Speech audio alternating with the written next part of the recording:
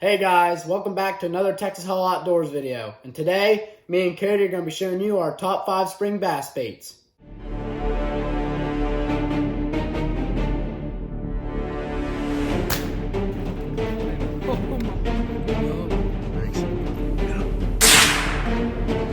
God, just found this real nice shed. Oh, that's a big one.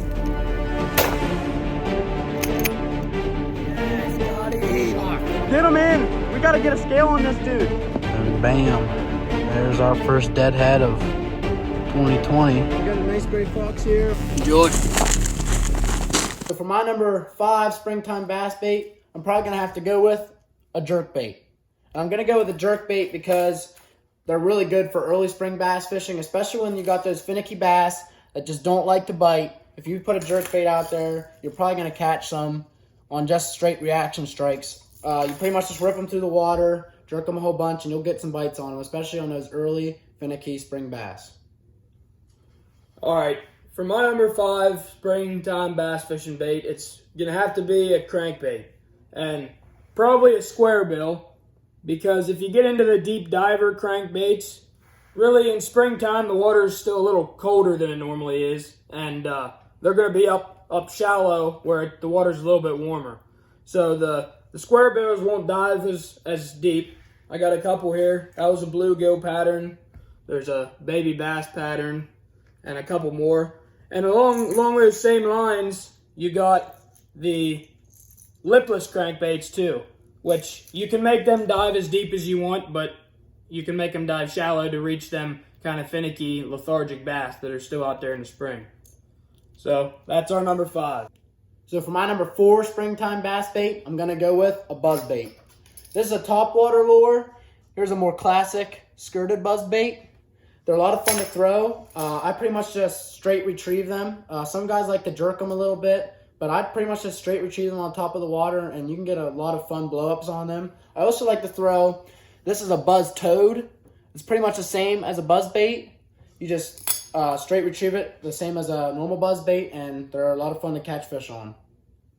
All right, so for my number 4 springtime bass fishing bait, it's gonna have to be a swim bait, and you can find a lot of different varieties of them.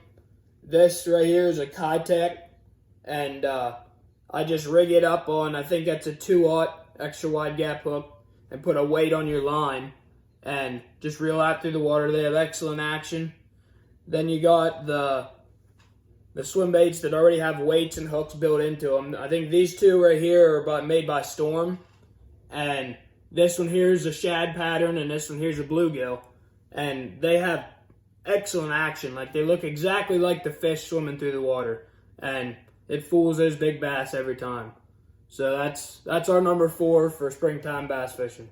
So for my number 3 springtime bass bait, I think I'm going to have to go with a chatterbait. These are all Z-Man chatterbaits I have here. This one's a chartreuse and white one with a swim bait trailer. With chartreuse, I'll probably throw this in more of a clear water setting. But if the water was darker, I'd probably throw either a black and blue chatterbait like this, still with a swim bait trailer, or I'd throw a green pumpkin chatterbait like this.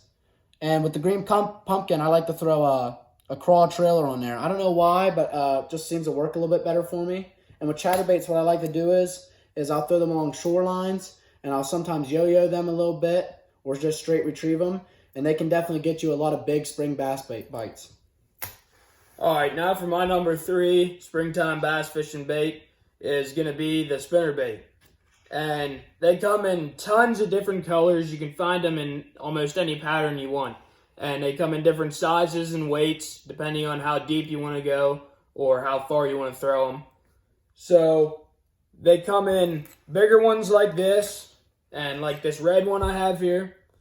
And they also come in smaller ones like this. This is actually a Strike King. It's supposed to be a bleeding bait, so it looks like a bait fish that's bleeding. So you can throw these just straight with just how they come, or you can throw on a trailer. And this is actually a Kitech swim bait right here. I have on a trailer this one. And you can throw these along shore edges, or you can even chuck them up into beds. But my favorite place to fish these is if you can find a weed bed, and right on the edge of that weed bed is where bass like to bed. And I mean, if you throw them out there and just straight retrieve them straight across there, most of the time you can see them flashing and you can see the fish bite, and it's just really fun way to catch some springtime bass. So for my number 2 springtime bass bait, I think I'm going to have to go with a crankbait. This here's a square bill crankbait, but I'm also showing you my lipless crankbaits because in my eyes are pretty much equal. But for some reason, springtime bass fishing, red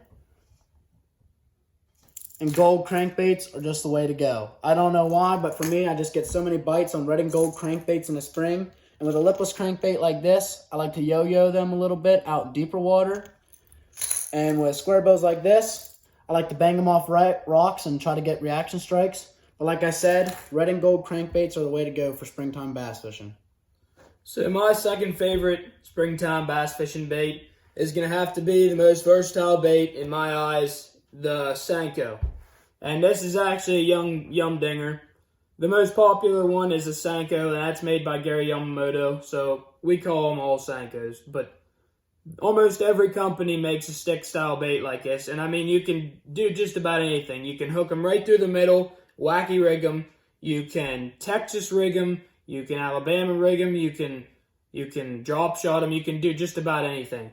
And as you can see, I just have a box just full of Senkos.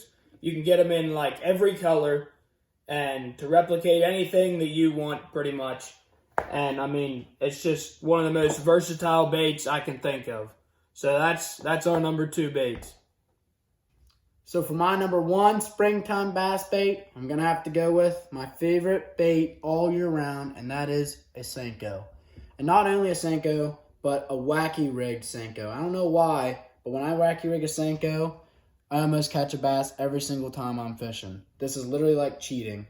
As you can see, I love them. I got a bunch of them. This is only a few of my packs I have, but I pretty much just wacky rig it like this and dangle it in the water. And I mean, you catch bass. This is a good way to teach a young kid how to fish, and you just catch so many bass on them all year round, even not just springtime. But my number 1 springtime and all year bait is gonna have to be a wacky rig Senko. All right, my number 1 hands down favorite bait to fish with, and not just in the springtime, all year round, is going to have to be a jig. And I mean, there's nothing better than throwing a jig in an old log or in some weeds or any structure and feeling that thump and just ripping your rod and reeling in a bass. They come in a ton of different colors. They come in, this one here is green pumpkin, and you can throw a bunch of different trailers on them. You can customize them just what you like. You can they replicate a bunch of stuff, and they'll work in almost anywhere you live. So you can throw them in rivers, you can throw them in lakes, you can throw them in ponds, anywhere. And they have big ones, they have small ones, and they all have these little brush guards right here, so you can throw them in any kind of structure, won't get a bunch of weeds on them. And so that's my favorite bait, hands down. That's all for our top 5 springtime bass fishing baits.